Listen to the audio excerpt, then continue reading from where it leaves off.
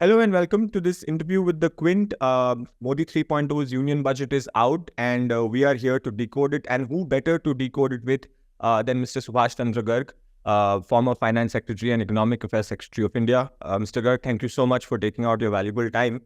Thank you.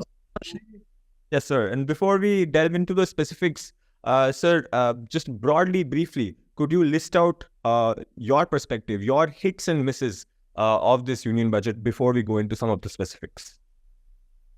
See, I had expected this budget to lay down the foundations for what Prime Minister has been calling Viksit Bharat 2047. Because while budget is an annual statement of receipts and expenditures, budget have been laying down the policy framework for long-term visioning and transformation of India's economy. This has been done earlier, if you go back to 1991 budget. So, and Nirmala Sitaraman had said in the interim budget that the roadmap for the Viksit Bharat, that's a long-term vision, would be laid down. Unfortunately, that was not the case. So I think that is the biggest miss from my point of view. Amongst the hits, I think the rationalization of the long-term capital gains is a very, very good move.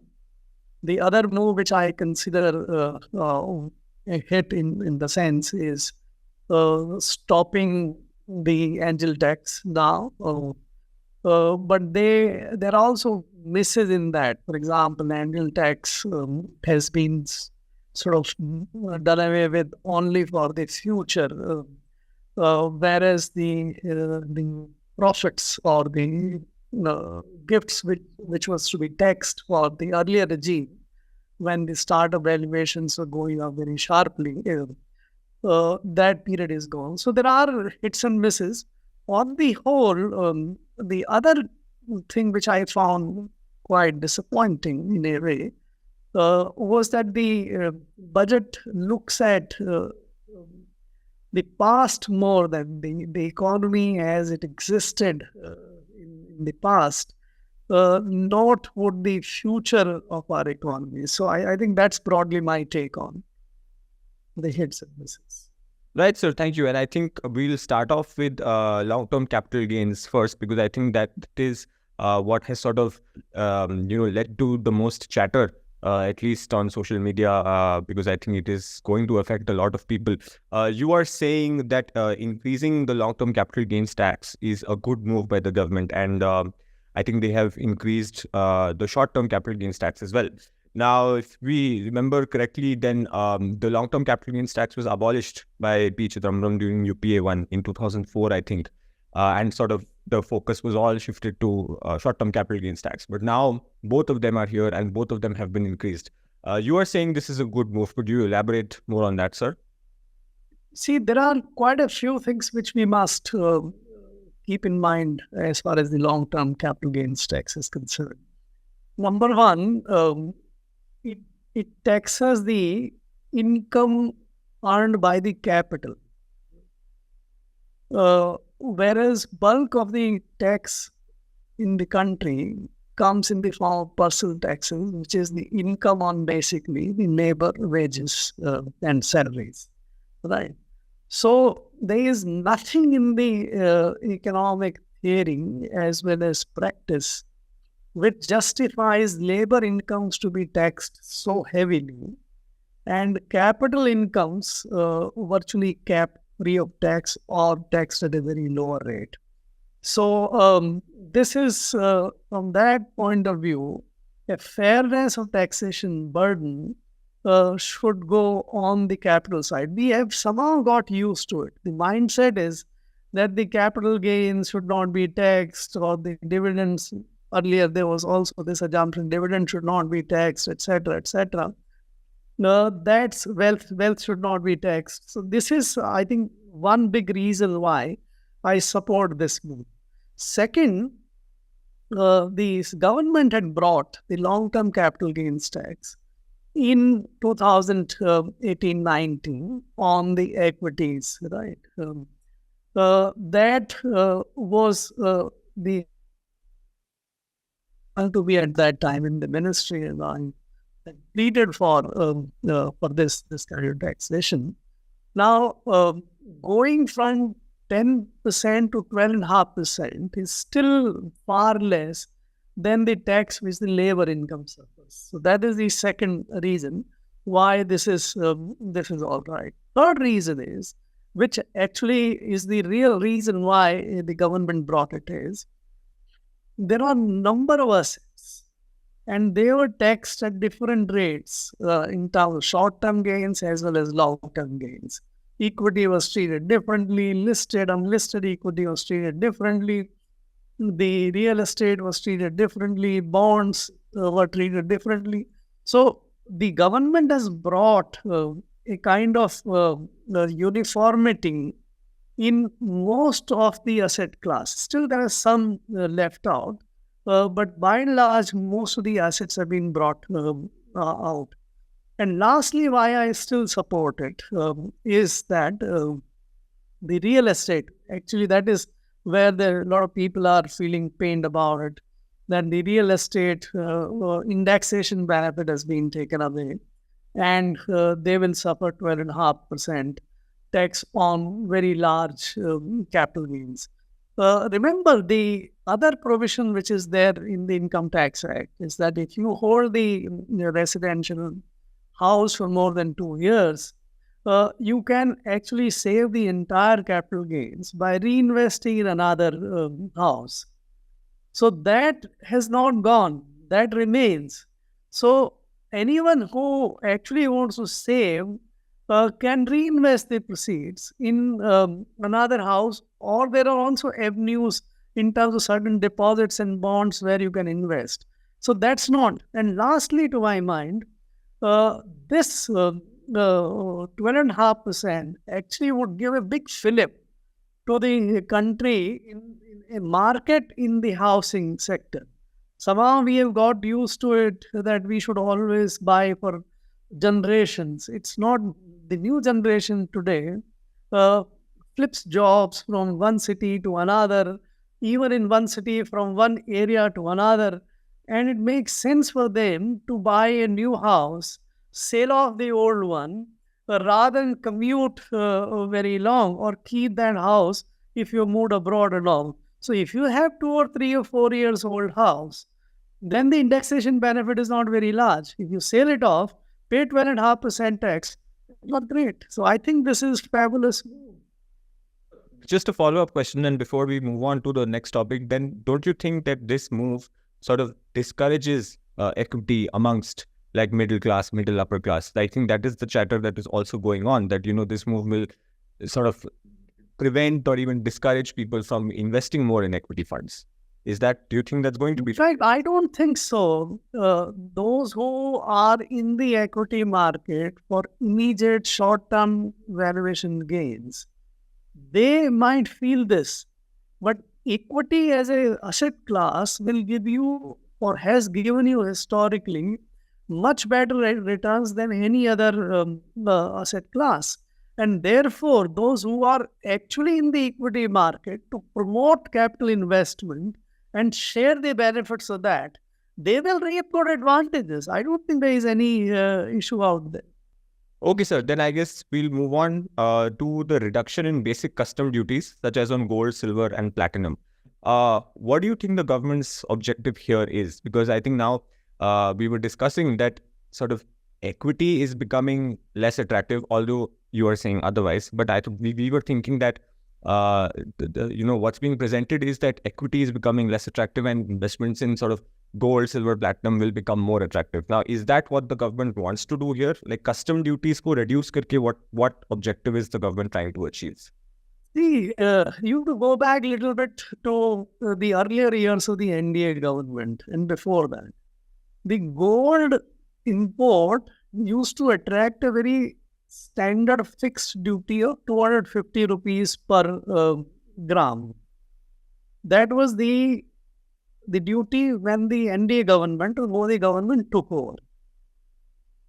Over the years, they raised it to about 12.5%. to 13%. This was a most inadvisable move. Taxing the gold at this rate is a sure recipe for making a lot of smuggling become attractive, right? These are the assets which are very high priced, and you are taxing that at the absolute value. You are not taxing on the capital gains there. There's a big difference. If you buy an asset of 50,000 and you sell it 55,000, you gain 5,000 rupees. And the tax is on that. But when you buy or sell gold, the tax is on the absolute value, 50,000. That makes the tax actually 10 times than what it is in terms of capital gains. So I think this is long overdue move. At long last, the government has started behaving sensibly in this front. Still, the tax rate is high. It should be brought down further. It makes no sense. If you tax valuation gains or the capital gains at 6% or 10%, I have no problems. But if you tax the gold, absolute value, nominal value at these rates is still very high tax rates. I think it's a good move, but not good enough. You should go further.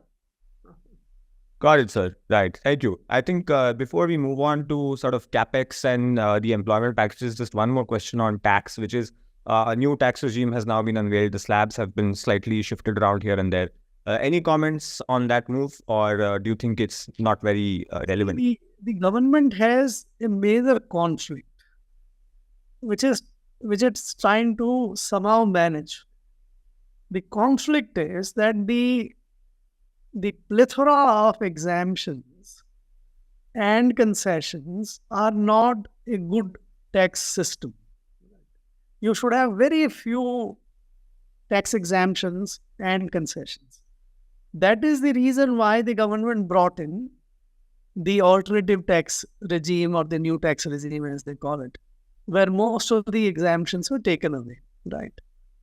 But the other conflict which the government has is, or the objective which it wants to service is, that it doesn't want to give a signal to the savers that you should not be saving. Right. And that saving ATCC is essentially a saving product. Then housing investment is also a saving product. Right.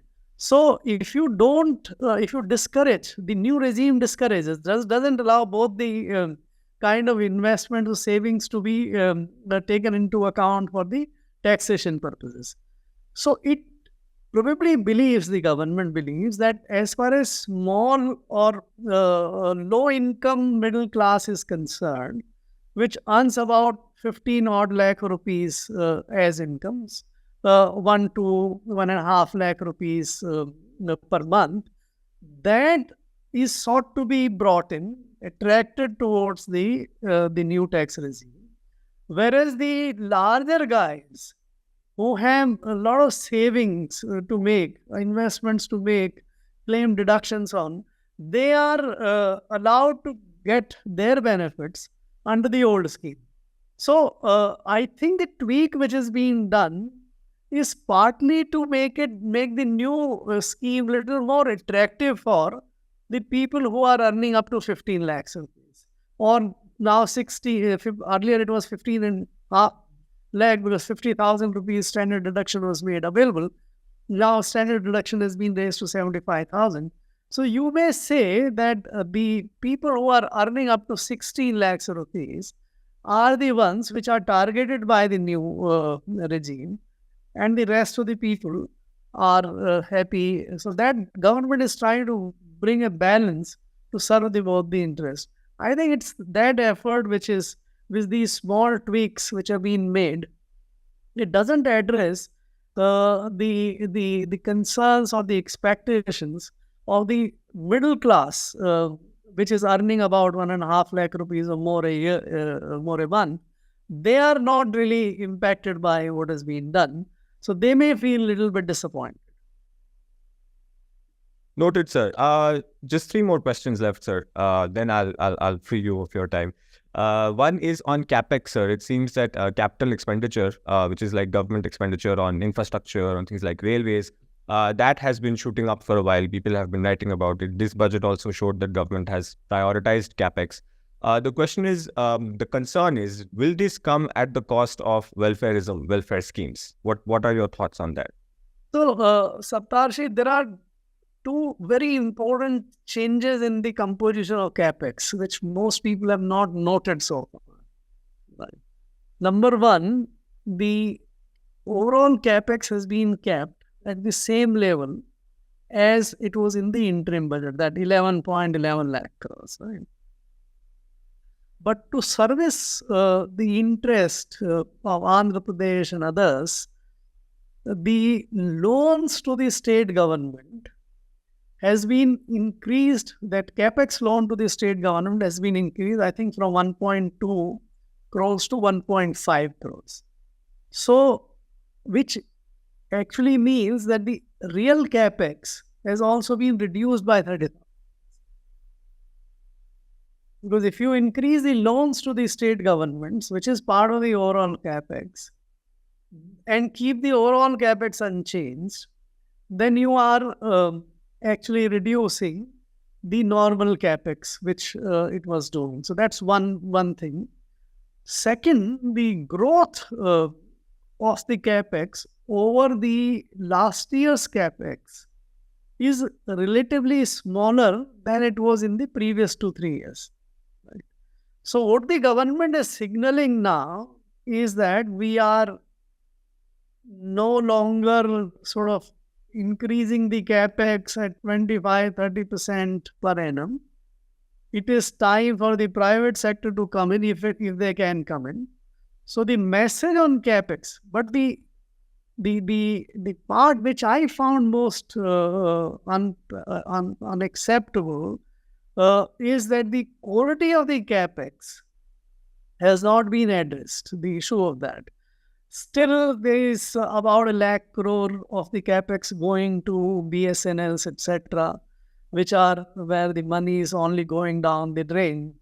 And there is large amount of Capex for the railways, where the productivity of the Capex has been very well analyzed. I have written pieces on that. Then that is actually not contributing anything to the Capex story of the country. So that quality of the Capex continues to be a problem. Got it, sir. On employment, these three new schemes have been sort of introduced linked to this Prime Minister's package for employment-linked incentives. Do you think it's enough to fix the pretty serious unemployment issue in the country? See, the unemployment issue or underemployment issue, low wages, which most of the Indians are working, because the headline unemployment rate is shown to be very small, 3.2% or something. That's not what really matters. What matters is that you have still 80-85% of the people working in informal sectors earning less than 20,000 rupees per month, and even half of that earns less than 10,000 rupees per month. And a group also is unpaid, the family labor in family enterprises kind of thing. So the earning, you have still 45% of the workforce in agriculture earning very low incomes, etc. So that is the real issue. So and this elephant, the government is not in a position to wish away. Because the way the big changes are taking place in the global economic production, these sweepstakes, the industrialization has become largely automatic. The labor requirement there in manufacturing, etc., is substantially down and is expected to go down further. And the intelligence work, which is also being sort of threatened by the artificial intelligence and others, Not that these are bad trends. In fact, they are highly productive things to happen, and they produce same amount or more amount of the goods and services which we consume at much smaller cost. So I think that those trends are welcome. They're going to stay, but the employment is a casualty from that. The the the need for the hour is that you need to identify new ways or new avenues where the employment is being can be generated, jobs can be created, incomes can be generated, etc. Unfortunately, these three schemes which have been announced addresses only that traditional industry which is fast losing space. So where are you going to employ a new person to get 15,000? You on manufacturing jobs, you get something in the EPFO. For non-manufacturing jobs, you get something in the EPFO. So these are the solutions which, to my mind, are not for the future of this, but the government has to do something. To be seen to be doing something for the unemployment and the underemployment. So these schemes, I think it will be very interesting to watch how in practice these schemes make any difference, or they turn out to be another kind of schemes which didn't make any difference.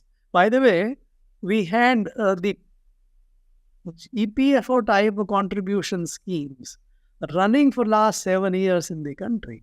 It's not a new idea. There was a scheme called ABRY, Atmanirbhar Bharat Rozgar Yojana, which was brought in after the COVID. It remained in currency for three years. That also paid 24% of the entire PF contribution for the new and COVID-affected re-employed guys, etc. Before that, there was a Prime Minister's Rozgar Yojana or something, which was started in 2017-18, that paid the employees' contribution to the PF. These are not new ideas. These are hackneyed, old, untested ideas which only add some number in the EPFO list of employees, but really doesn't make great change in the times. How the internship scheme will turn out to be in the practice is still to be watched. It says 1 crore, top 500 companies. I don't think top 500 companies in the country even employ 50 lakh people. For these guys, 50 lakh people getting 1 crore additional interns, what will they do? Let us see how things turn. Right, sir. Okay, and then the last question, sir, I think linked to employment, I think one move that is being praised is the scrapping of the angel tax on foreign investment on startups. A big boost to the startup sector, you would say? That is one positive thing in the employment scenario? I think this is much needed measure, because startups are the future value creators, future of the industry, especially in the tech space. That is and that is where the largest investment was coming, and even the job creation. Look at the Zomatos and the Swiggies and many other e-commerce companies, etc. The kind of jobs you may not like those jobs sometimes, but that is where the job creation is.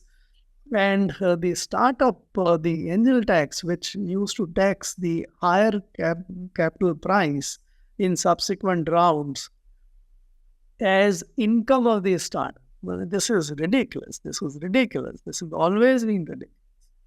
So this has been now abolished, so which is very good thing to do. Unfortunately, this has been abolished for future, not for the past. And the way the situation or the industrial situation or the economic situation is, that the best boom time of startup is over. Now the startups are actually struggling to keep their valuations as they are, the Baijus and many other stories which are there. So the occasion for taxing as angel tax the higher valuation in subsequent rounds, that situation is much smaller. But so whatever it is, it is good. I would urge the government that even this should be done with effect from the past states, and the old disputes, old assessments should also be done away with, and that is what would bring the real gains of the angel tax. Thank you very much.